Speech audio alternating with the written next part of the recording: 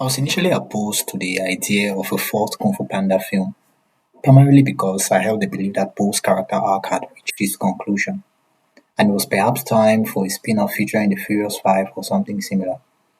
However, to my dismay, DreamWorks proceeded with the production of a fourth installment. Having watched it, I must admit that I do have certain reservations. I wouldn't go as far as to label it as outright bad.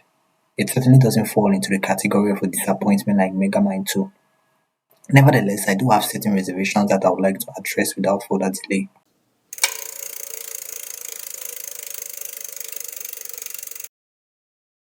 A key element that captivates audiences in the Kung Fu Panda series is the presence of formidable adversaries. These movies consistently establish the level of danger these villains pose. In the first installment, Tai Lung demonstrated his immense power by effortlessly defeating an army of guards and overpowering the Furious Five, despite their training under Master Shifu, who had also trained Tai Lung.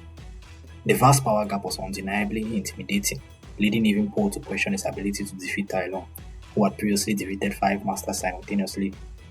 Throughout the film, Tai Lung was portrayed as nearly invincible. Similar patterns emerged in the sequels. Lord Shen, while not as skilled in martial arts as other masters, compensated with his intelligence and cunning. Recognizing that martial arts prowess alone wouldn't fulfill his goal of dominating China, he devised a powerful weapon, a cannon, to assert control over the nation. This strategic move led masters across China to surrender, acknowledging the futility of opposing Shen and his weapon. The film effectively established Shen as a ruthless individual, willing to eliminate anyone hindering his ambitions. In the third film, General Kai emerged as a formidable foe, defeating Oogway and numerous other masters. He stole their chi, rendering Po and the Panda's plans futile. Po's only chance to save his family was by banishing himself to the spirit realm, engaging in a life-threatening battle with Kai. These three villains were meticulously crafted as menacing figures who nearly brought Po to his knees, with their actions carrying significant stakes. Lives were lost, and Po himself faced death in all three films, highlighting the gravity of the threat he encountered. In contrast, The Chameleon. the antagonist in the fourth film stands out as the weakest villain in the franchise. She posed virtually no threat to Po or others. Her most villainous act was pushing someone down the stairs, lacking charisma and failing to evoke a sense of menace. Despite stealing the kung fu abilities of all the masters, I didn't feel any sense of urgency afterward, as there were no high stakes associated with her acquisition of kung fu.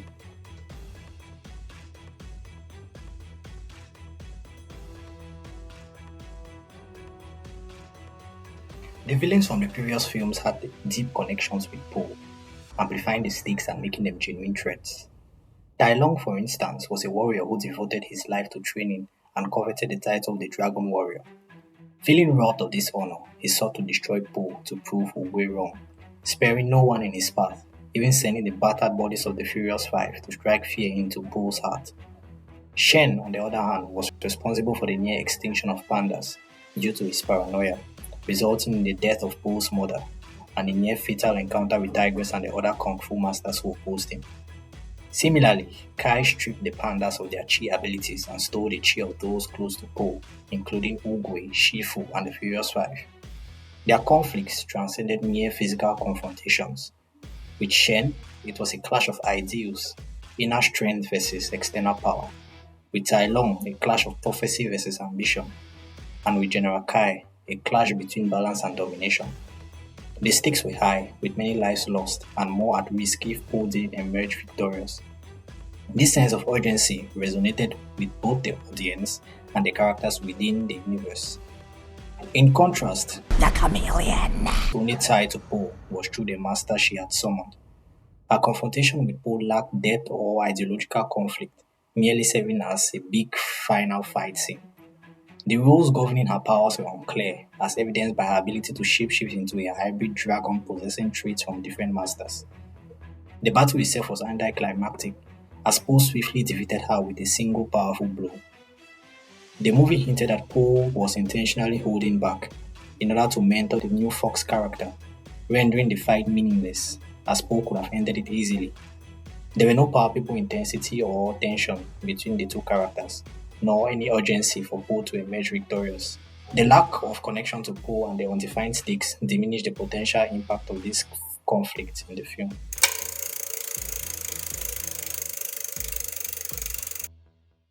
Chameleon. Backstory and motivation stands out as some of the most nonsensical elements I've encountered recently, lacking logical coherence within the established universe. According to the Chameleon, she was rejected by dojos due to her small and frail stature, a premise that contradicts the existence of accomplished martial artists like Master Chicken, Viper, Mantis, and Master Shifu, who share similar physical traits. The justification for such poor writing is perplexing. Additionally, the Chameleon's plan to steal the kung fu abilities of previous masters in the spirit realm seems fundamentally flawed. While sorcery exists in this universe, why didn't they The Chameleon. simply shapeshift into a more capable creature and then learn kung fu? Furthermore, why go to the extent of stealing the kung fu abilities of all the masters when Tai Lung's expertise, having mastered all 1000 scrolls of kung fu, should have been sufficient? The opportunity to craft a compelling villain was squandered. Chameleon was underutilized, primarily serving as a plot device to elevate the new Fox character, which was a disappointing outcome given the potential this character held.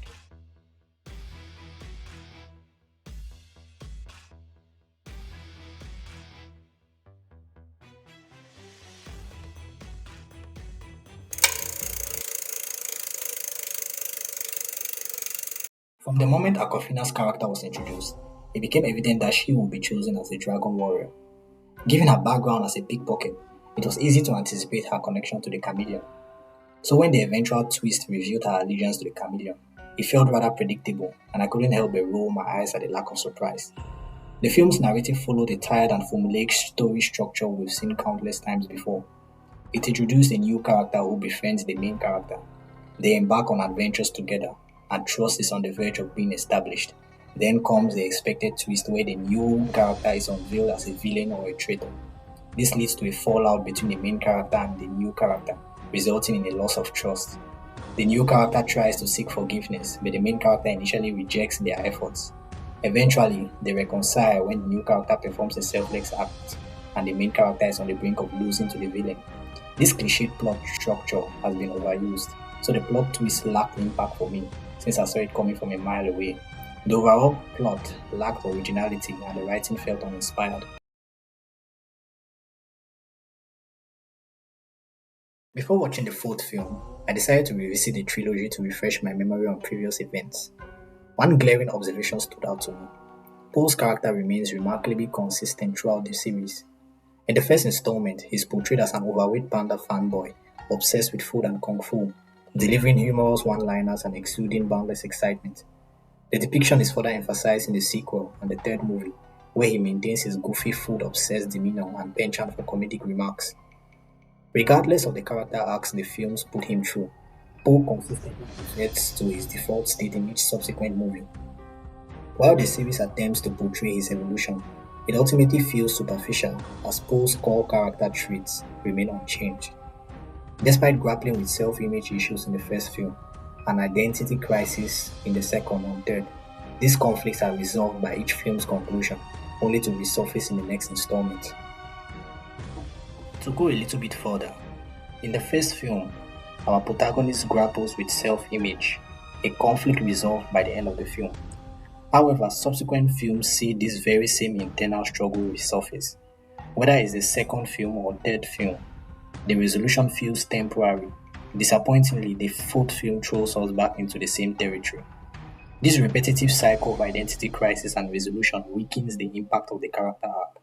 It feels like the hero takes 2 steps back for every 1 step forward. While the films showcase character growth, these constant regressions make Poe feel stagnant rather than evolving. In contrast, let's consider another beloved DreamWorks character, Puss in Boots. In his titular film, he is portrayed as selfish and reckless, prioritizing self-indulgence. However, by the film's conclusion, he undergoes significant growth. Confronted with his mortality and the realization that he has only one life left, Puss undergoes a profound transformation. He recognizes the emptiness of his previous pursuits and embraces a newfound sense of responsibility and maturity. This change is evident in his actions as he performs heroic deeds not for personal glory, but out of a genuine desire to do what's right. The difference between Poe and Puss lies in their development as characters. While Puss evolves and matures throughout his journey, Poe's growth feels stagnant, with each film resetting his progress. This regression undermines any potential for meaningful character development, leaving Poe's evolution feeling incomplete and ultimately unsatisfying. Poe's lack of change means he remains the same immature and childish fanboy we first encountered in the initial film. Personally, I feel the films haven't provided him with the opportunity to mature as a character. The notion of transitioning from the Dragon Warrior to a spiritual leader or successor to Oogway feels rushed and contrived. The timeline between the third and fourth films is unclear, but it seems little time has passed since Poe defeated Kai. To become a spiritual leader like Oogway, one must not only master Kung Fu, but also attain mastery over Chi, inner peace, and a certain level of maturity. However, this movie portrays Poe as still struggling with inner peace, composure, and lacking the confidence expected of a Kung Fu master. In contrast, Oogway exuded calmness, collectedness, experience, wisdom, and most importantly, confidence. Poe's lack of significant growth persists across all three films. Despite undergoing character arcs, he regresses to his default state by each film's end, continuing to grapple with self-doubt, which should have been resolved in the previous movies. Despite encountering and overcoming numerous challenges, facing death, and even vanquishing formidable opponents, Poe hasn't matured or grown enough to guide others spiritually. His experiences should naturally have changed him, influencing his demeanor, mannerisms, and overall outlook on life. However, Poe still appears to be figuring things out, burdened with the added responsibility of guiding the next Dragon Warrior. Scenes like the one where he struggles to create a wise saying highlight his lack of understanding of what it means to be a spiritual leader, reinforcing the notion that the film is trying to force him into a role for which he isn't mature enough. While the franchise's identity is largely tied to Poe's personality and humor, I believe this represents a missed opportunity for character development. It's ironic that the film's theme revolves around change, yet Poe's character remains largely stagnant. Despite his likability, I view this as a squandered chance to explore deeper facets of his character.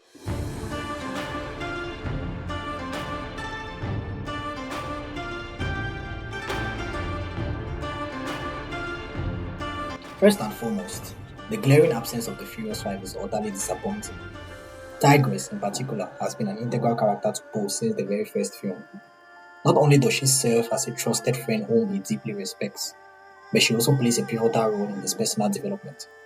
The potential for exploring the dynamic between Tigress and Poe, reminiscent of the master-disciple relationship between Oogway and Shifu, was sorely missed in this film. However, even more concerning is the gradual relegation of the Furious Five to background characters. They truly deserve a movie of their own. A dedicated Furious Five film will showcase their individual stories and contributions, enriching the Kung Fu Panda universe. Moving on, the scene where Poe's past foes suddenly bow to him is cringe-worthy and implausible. These are individuals who once sought to end Poe's life. Why are they now bowing to him? Did they attain some form of enlightenment after their demise? Furthermore, the survival of General Kai raises questions. Wasn't his spirit obliterated when Poe's awakened chi defeated him? Moreover, why are all the masters, including Tai Lung, allowing him to exist without repercussions, especially considering Kai's past actions of stealing their chi? It would have been far more intriguing if characters like Shen or Tai Lung had decided to launch an attack on Poe, particularly Shen, given the personal nature of their conflict. Furthermore, the introduction of the new Fox character in the film proved to be both grating and unappealing. I sincerely hope there won't be a sequel centered around this character, as it would be disappointing to see the story shift focus in such an unsatisfying addition. Lastly, the portrayal of China's ignorance regarding Poe and the Dragon Warrior is incredulous. It's simply implausible for the populace to remain unaware of his significance. While the comedic effect may have been the intention, it undermines the credibility of the narrative. Characters like Master Shifu, Oogway, and Tai Lung are widely known, yet the individual who defeated Tai Lung and thwarted Lord Shen's conquest remains a mystery to the general populace. Such monumental events should be recorded in history, ensuring widespread recognition of the Dragon Warrior's feat.